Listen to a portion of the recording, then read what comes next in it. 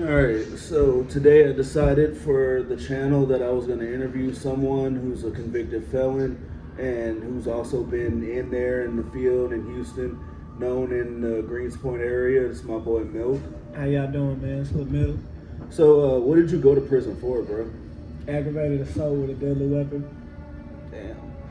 Shit, what was the trial like, the process of waiting? Like, were you in county awaiting trial, then getting sentenced, or what?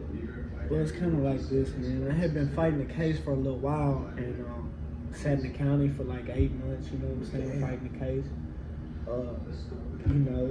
Just in and out. They sentenced me to 2. My first offer was 7 though. Damn, how did you get them to talk it down?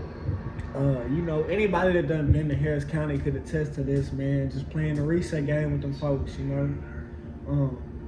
True story though, man. When they offered me that 7, I was in the courtroom laughing. I thought it was a game until I got back and got on that phone. Had told my mama everything that took place, you know what I'm saying? And she was like, "What? Them people ain't playing with you." Damn. So you did 2 years flat. 2 years flat. Dominguez units up in San Antonio.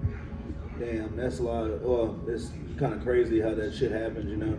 Like, young guys like you end up getting caught up in the system, and you come out, and then, like, you have all this, like, basically, like, life experience sort of from being in the penitentiary under your belt, and then you just kind of learn to mingle back into life, because, like, you know, you're kind of cut off from the world while you're in prison, especially for more than a year, you know? Like, a lot goes on in 2 years in time. And so, you know, 2 years in prison can really change somebody. Like, it can really set someone's mindset completely different. And then, like, you know, how did you get back? How did you adapt coming back into the streets and everything? I ain't gonna lie, man. It was hard when I first came home. No bullshit, because I had to realize that the shit that go on out here don't go on in the penitentiary. And 2 years don't sound like a lot to a lot of motherfuckers, but to me, it didn't really change my mind on a lot of shit and the whole way that I move. See, I'm all about respect. When I came home, my second day out, I got into it with this Mexican dude up at the corner store, Family Dollar or whatever.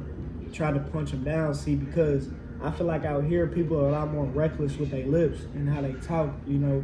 And in the penitentiary, ain't none of that. You be talking hot at your lips, we gonna punch, and then it's settled. That's that, but... Yeah, you see, like, I noticed, like, a lot of younger dudes out here in the free world, they are quick to want to gun somebody down instead of punching, instead of fighting with somebody. You know, I see a lot of young dudes that are just quick to want to shoot somebody. But, you know, you deal with guys like you that have been to the penitentiary and done extensive jail time, and you all about the punching. You rather punch someone down before you shoot them. That's right. But I will attest to this, though. With that being said, I will say that there's certain situations where gunplay is inevitable and it's going to happen, you know what I'm saying? But if I could use my fist rather than shoot, I'm all for that. So you touched down from prison. Did you start rapping before you went to prison or right whenever you got out?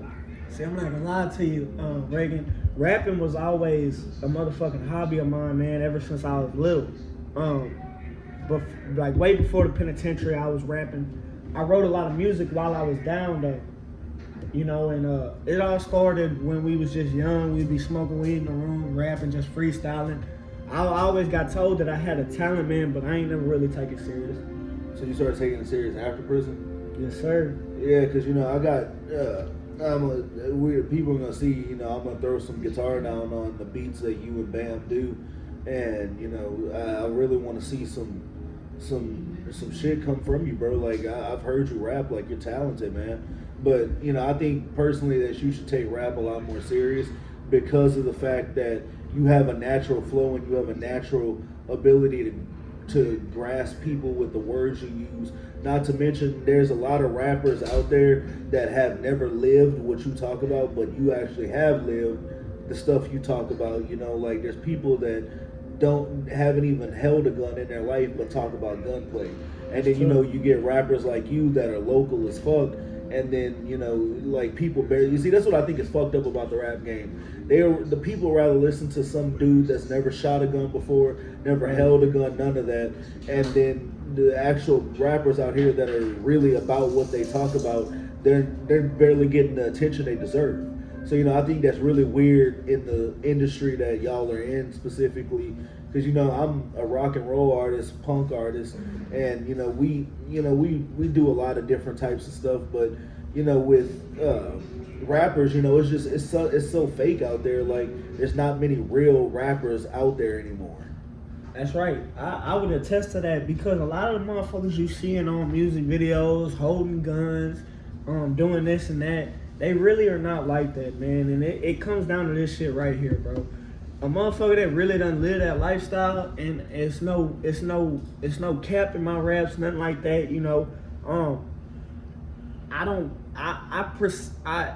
I show that image off because that's really me. That's really how I live.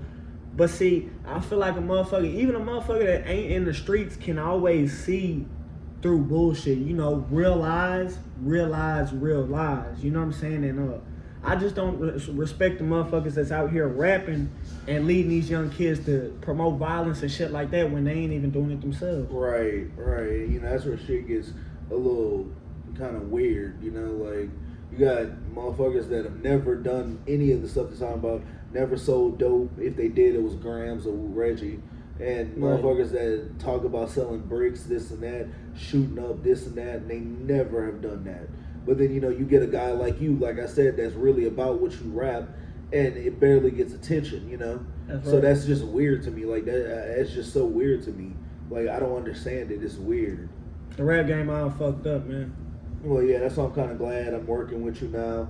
Because, like, I got the buzz that I have, and so I want to put other artists in the position to win, the right way, not trying to falsify an image that ain't there, not trying to put,